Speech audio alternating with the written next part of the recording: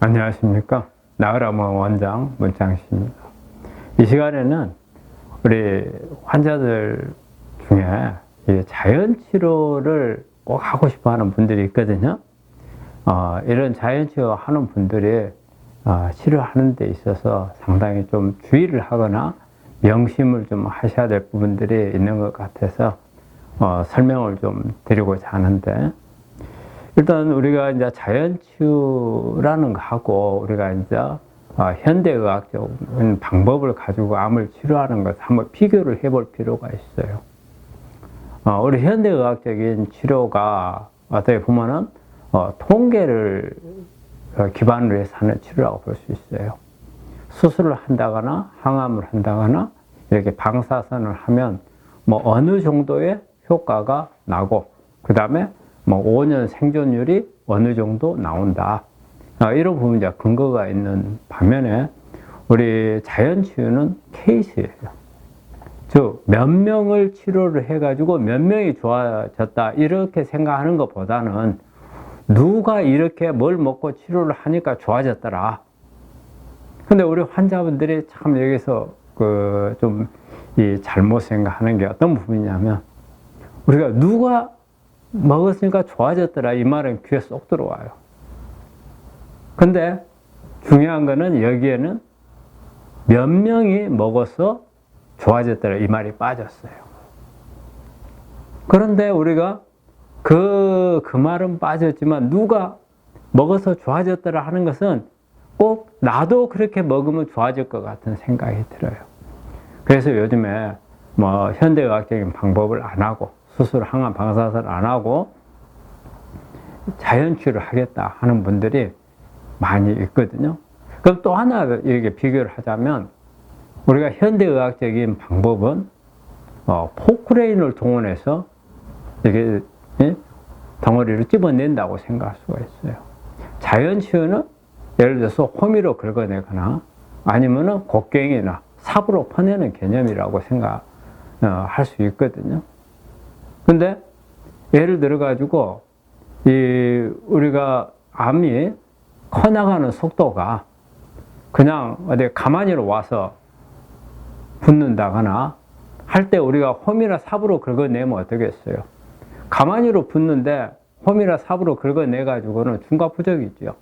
오히려 커지는 속도가 더 빠를 수 있다고 말입니다. 근데 자연치유가 도움이 될 수 있는 거는 암세포가 별로 성장을 안 해요.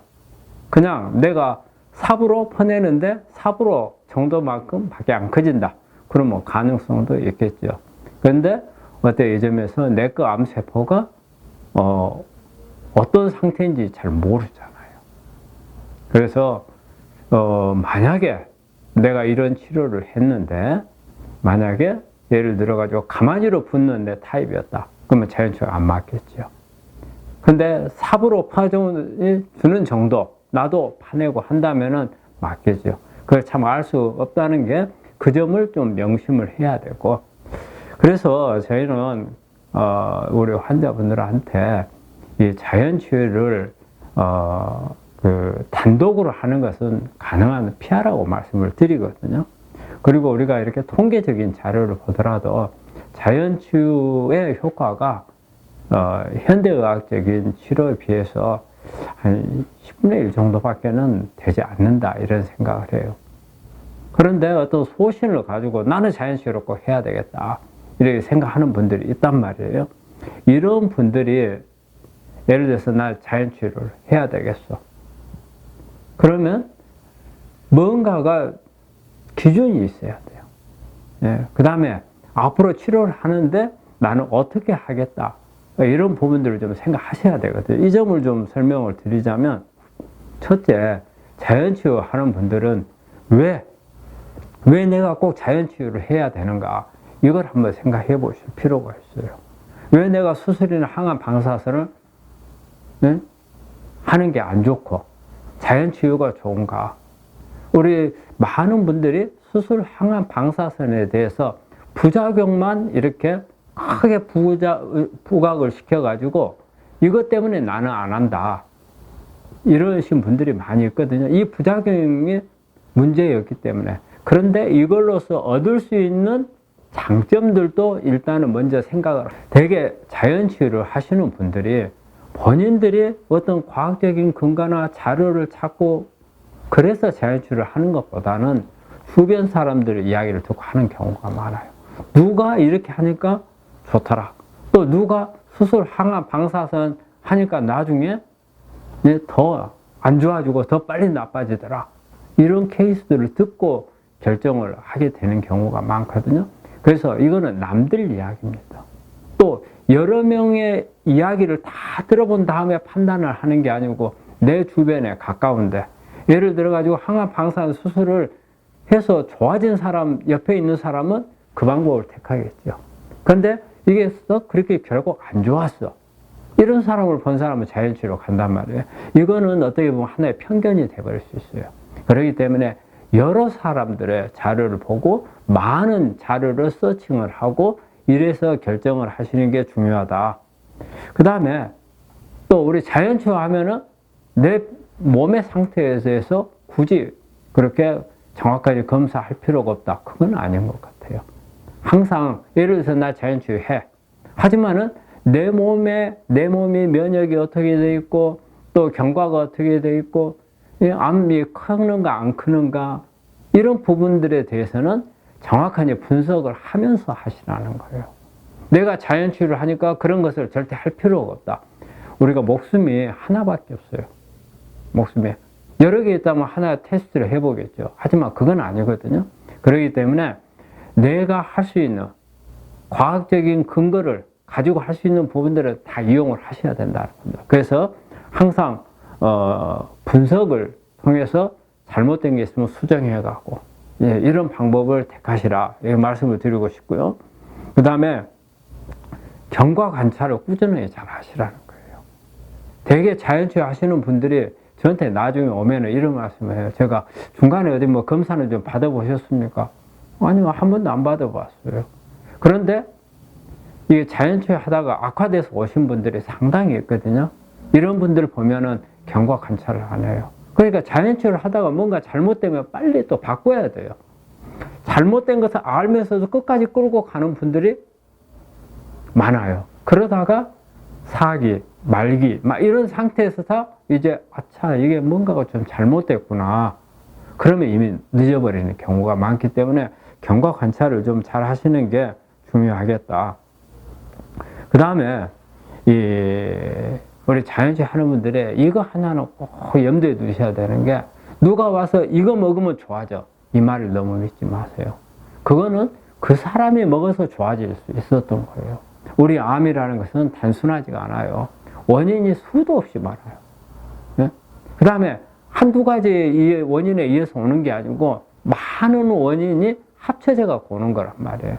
근데 뭐 하나를 먹어가지고 좋아질 수 있다는 것은 정말 어려운 일이에요. 그런데 그런 경우가 있긴 있어요. 있지만은 나도 그렇게 해당이 될 거라, 남이 그러니까 나도 해당이 될 거라 이런 생각은 안 하시는 게 좋을 것 같아요. 그 다음에 자연치유를 하는데 나는 내가 끝까지 나 자연치유 할 거야. 이 생각은 너무 위험한 생각이에요. 하다가 뭔가가 잘못돼서 이 방향에서 내가 효과를 못 얻었다. 그럼 언제라도 빨리 바꿀 수 있는 거. 그 다음에 타이밍 놓치지 않게 바꿔야 된다는 거예요. 타임을 늦어버리면은 우리 몸의 암이라는 게 그래요. 처음에 원바람일 때는 그래도 내가 가지고 온 암 중에서 가장 순한 암이에요. 시간이 지나서 재발을 하거나 전이가 되면 독한 놈으로 바뀐단 말이에요. 그 독한 놈으로 바뀌었을 때는 그만큼 현대과학적인 치료도 어려워요. 그 다음에 내 몸이 가지고 있는 면역 기능도 많이 떨어져 버려요. 그래서 타임을 잘 맞춰야 돼요. 전환할 수 있는 타임을. 내가 끝까지 이거 가지고 끝까지 간다고 생각하지 마시고 내가 어느 선까지 보다가 안 되면 또 새로운 방향을 바꿔볼 거야 하는 그런 계획을 가지고 있어야 된다는 거고요. 그리고 우리 자연치유를 이렇게 이제 꼭 하려고 하는 분들이 되게 보면 현대의학적인 방법을 안 쓰려고 하는 거잖아요. 그래요, 좋아요. 현대의학적인 방법을 안 한다 하더라도 우리 자연치유도 통합의학의 일부예요. 그리고 통합의학 속에는 과학적인 근거가 있는 부분들이 많아요. 우리가 면역을 올리는 것도 우리 통합의학적인 방법이지만 이런 부분들이 혈액 검사를 통해서 어떤 데이터를 전부 다 가지고 하는 거고요. 이것도 비침습적이기 때문에 어떻게 보면 자연치유하고 부합되는 부분이 있어요. 그 다음에 뭐 해독을 한다든지 그 외에 다양한 그 근거들을 갖춘 치료가 같이 있거든요. 이런 치료를 좀 같이 병행을 하셔야 된다고 생각을 해요. 자연치유는 민간요법이다 이런 생각을 하시는 건 답이 아닌 것 같아요. 민간요법의 위험성은 뭐냐면요. 어떤 과학적인 근거가 크게 없다는 거예요. 그렇기 때문에 자연치유를 하더라도 통합의학적인 개념으로 하시는 게 좋을 것 같다고 이 말씀을 드리고요. 그 다음에 우리가 이제 그러면 통계적으로 한번 살펴볼게요. 현대의학적인 치료하고 자연치유하고 또 이렇게 어떤 통합의학적인 치료, 우리 통합의학적인 치료 속에는 자연치유도 포함이 되고 현대의학 치료가 같이 포함한 겁니다. 근데 우리가 그 논문에 보면은 현대의학적인 치료하고 통합의학적인 치료를 같이 겸했을 때하고 효과 차이가 한 30% 정도 차이가 난다고 그래요. 그래서 현대의학만 하는 경우를 100으로 본다면 우리가 통합의학을 같이 했을 경우에는 130% 효과를 낼 수 있다. 그러면 자연치유를 하더라도 이런 현대의학을 너무 거부하지 않고 하면 좋은데 이걸 별로 그렇게 탐탁지 않다고 생각을 하신다면 통합학적인 방법으로 하시라고 이렇게 말씀을 드리고 싶어요.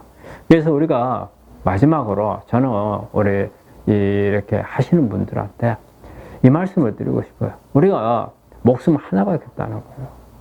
이 목숨 하나에 내 목숨을 위험하는 상황이 닥쳤을 때는 내가 안전하게 빠져나갈 수 있는 가능성이 있는 곳이 어느 곳인가?